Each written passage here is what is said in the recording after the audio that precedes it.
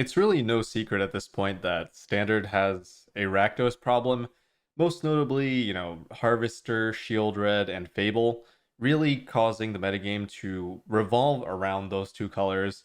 And it's kind of hard to break out of them unless you're building specific decks to kind of counteract exactly those Rakdos decks.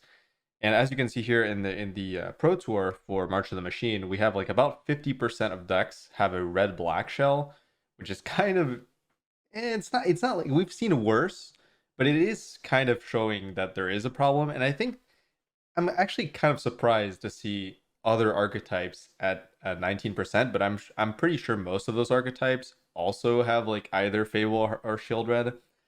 And if you look at the top eight, well, Rakdos midrange pretty much here. 5 out of 8 players are on that color combination, and it's not surprising. And it's not surprising that it technically means that since we started with like 50% of players coming into the tournament with Rakdos, and in top 8 we have like above that percentage, so Rakdos basically overperformed, which is not surprising. And honestly, it is a little bit depressing, but there is some good news here, and that good news is that there are some other decks in the top 8 here, and those decks are decks that are actually good against Rakdos.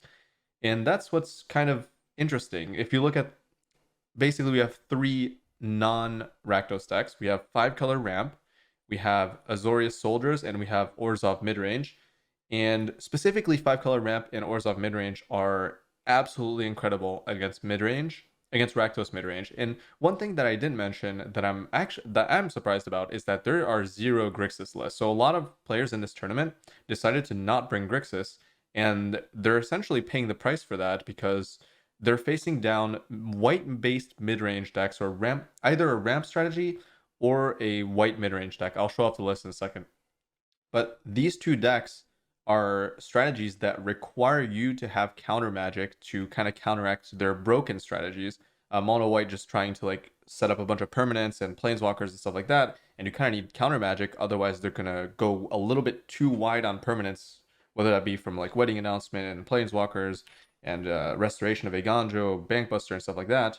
And for ramp, well, they're actually gaining mana advantage on you, so you have less time to kind of turn the corner. And the ramp player will have haymakers like Itali. I don't know if they're playing Itali. I think they're just playing Atraxa potentially.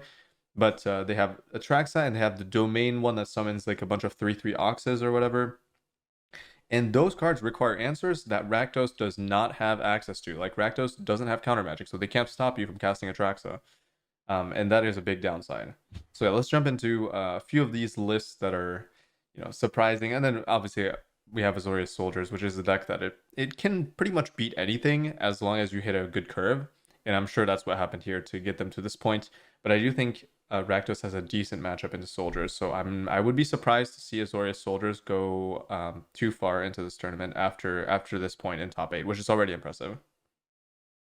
All right, so we're starting things off with probably the coolest and most unexpected list. So they were playing Italia. Okay, this is probably the most impressive deck that I've seen at the top, near the top of the tournament, and barely made it into top 8. Was the 8th place player, I believe, after Swiss.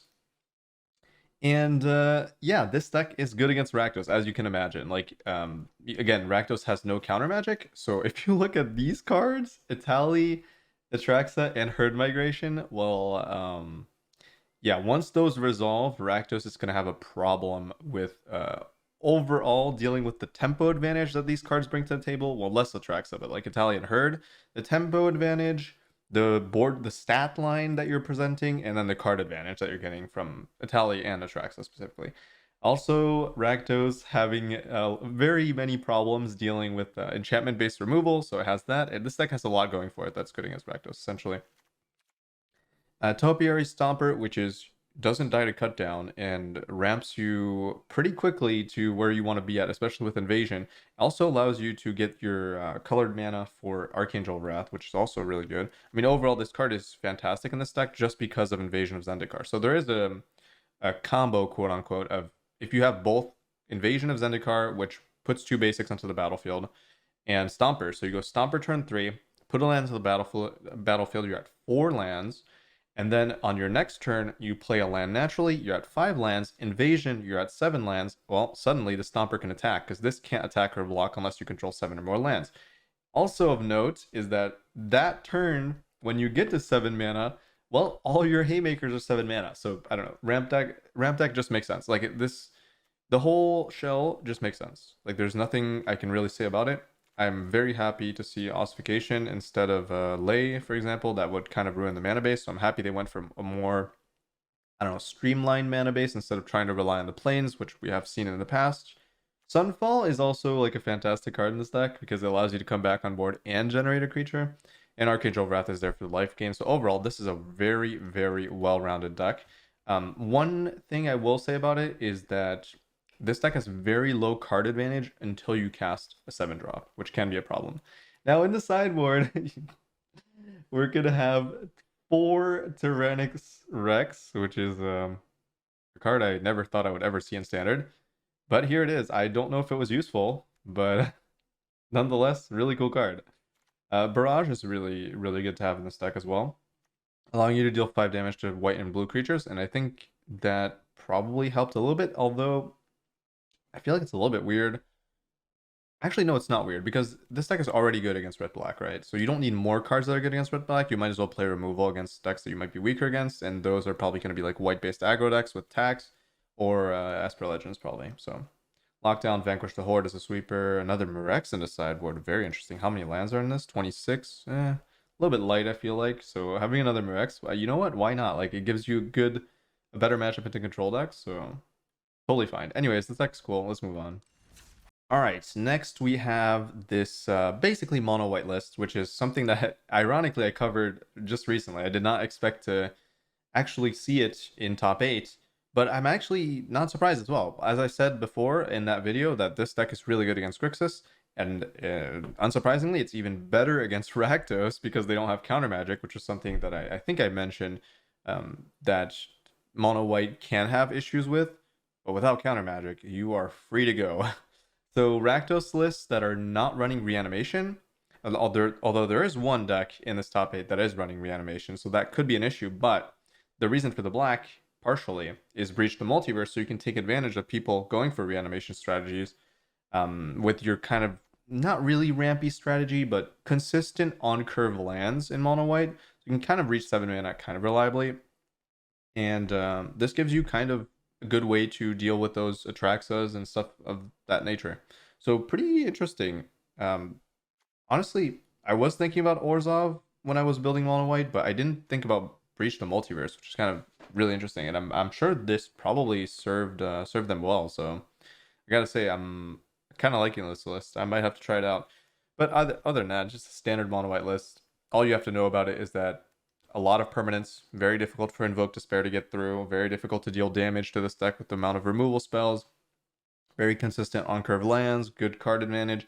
It doesn't do anything like extremely broken, but it's just a consistently good deck, and that's pretty much all you need when you're facing down decks like Rakdos that also have consistency but have like very high power levels, so you kind of need answers for those, and you do have those answers for relatively cheap. Sideboard, I guess there's not that much to talk about. Invasion is a card that I've been playing, but there's only one here. Surge of Salvation, why not? Like, really good against Invoke, obviously, so even better in this case. Since there were so many Rakdos players, Archangel of Wrath totally makes sense with the Black Splash, although I'm a little bit surprised to not see any red sources. I feel like maybe... Oh no, there's no Field of Ruin. Okay, I thought it was like a Field of Ruin deck, but it's just an Obscura storefront, so they don't really have a way to fetch the red, which is kind of interesting. So they're just using this as like a ping one time, which is totally fine.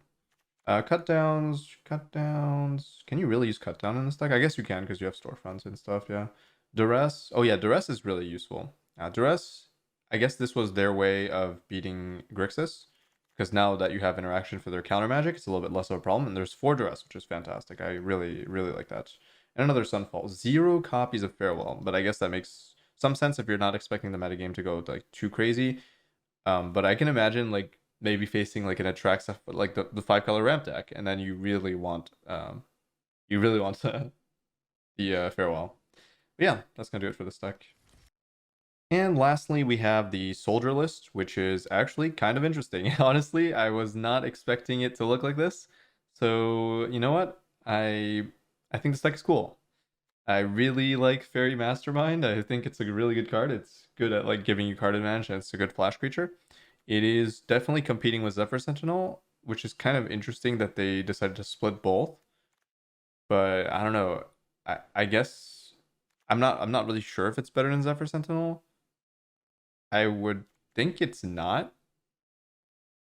Like off the top of my head here, when I see this, first impression is that they should probably be playing for Zephyr Sentinel, but I think it's still like it's probably kind of marginal. Although this counting as a soldier is way better for Harbin. It's way better for Sky Striker Officer.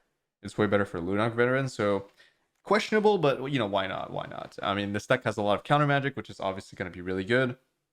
Counter magic is the main way soldiers can kind of stay ahead as you set up a board state, and then you know, keep up counter magic. Now this Invasion of Gabakhan in the main deck, I think is so good. I really think this card is so good in soldiers, and I never, without looking at a list, I would have never imagined that it would look this good. Like I can just picture it now in this deck. Once this resolves, things get out of hand very quickly, I think, because then you have another way to protect yourself, but you also stalled a potential good card from your opponent, and you're gaining stats as well. I mean, this is just like kind of crazy. I don't know. I do want to. I kind of want to test soldiers now. I feel like this might be the best deck for invasion. Like right now, from what I've seen, there might be another one, but this looks really good in this deck. So something I want to try out. But other than that, Surge of Salvation as a new card. Lantern Flares are classic. Tokasa's Welcome has been seen before.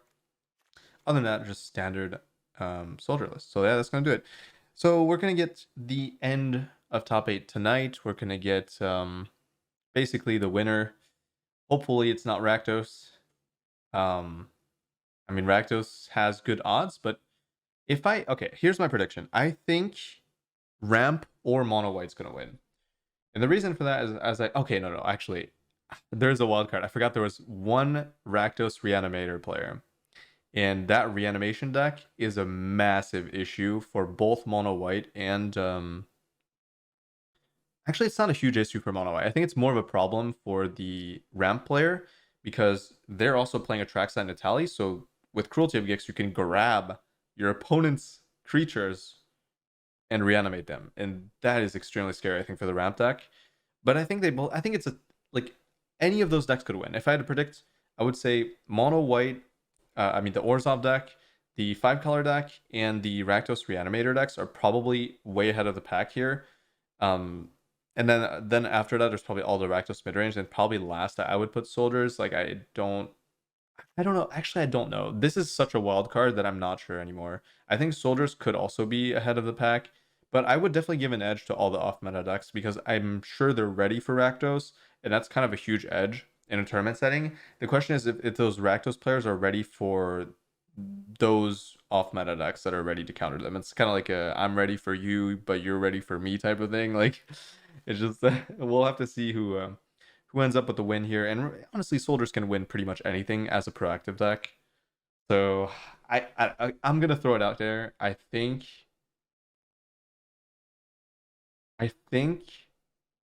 Orzhov is gonna win because I think Orzhov has a bad matchup against soldier. Wait, what's the bracket again? Okay, so analyzing the bracket, we have Reanimator versus Rakdos, and then Orzhov versus Rakdos. So I think Orzhov's gonna beat Rakdos. Reanimator Reanimator is like a 50-50 coin flip against Rakdos, though. I think that's the main downside with Reanimator. I think it is. Oh no, actually, no. Reanimator is favored against Rakdos. It's not favored against Grixis. Okay, so assuming Reanimator and Orzhov win, that's a really tough ask. I think for. I mean, I think it's about even. Like that matchup is kind of even because the Orzhov player is running Breach the Multiverse. That can be really scary. I think I would give Orzhov an edge. I think Orzhov wins here. 4-color ramp definitely should win against Rakdos. And then Soldiers versus Rakdos is like again, the wild card of Invasion of Gabakhan is making me think that Soldiers might actually be ahead because that innate protection is so huge. I would give it to Soldiers. I think Soldiers wins, Ramp wins, then Soldiers beats Ramp. Okay, then Soldiers goes to the finals. Actually, Soldiers might win the whole thing. Holy moly! If Orzhov wins and the finals is Soldiers Orzhov, Soldiers should win that with the counter magic. Wait, Soldier. I think Soldier's gonna win. I'm gonna be honest. I think Soldier's gonna win. It's that or Rakdos wins, but I guess there's no point in saying Rakdos wins. Such a boring answer. I'm gonna go with Soldiers. For me, grand finals, Soldiers or Orzhov, and I'd give it to Soldiers to win it. But yeah, that's gonna do it. Hope you enjoyed the vid, and we'll see what happens. If you enjoy my content and would like to help me keep making it, consider supporting me over on Patreon, where you can access to a bunch of bonus videos, as well as other rewards depending on the tiers. And thank you so much to all the lovely patrons that are already subscribed. I appreciate it very much. And I will see you all in the next video.